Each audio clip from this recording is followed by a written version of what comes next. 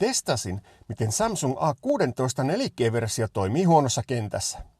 Testeissä paljastui, että 4G-version kyky ylläpitää yhteyttä verkkoon oli jopa huonompi kuin saman mallin 5G-version ja todella paljon huonompi kuin referenssipuhelin Honorin. Tämä on huono uutinen, koska juuri puhelimen ongelmat ylläpitää yhteyttä verkkoon aiheuttaa katkeilevat puhelut ja hitaasti toimivat applikaatiot.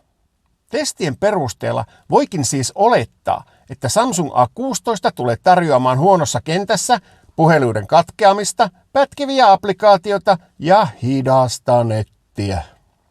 Jos kärsit jo nyt yhteisongelmista kotona tai töissä, Samsung A16 ei oletettavasti tule parantamaan tilannetta ja siten ei ehkä ole oikea puhelin sinulle.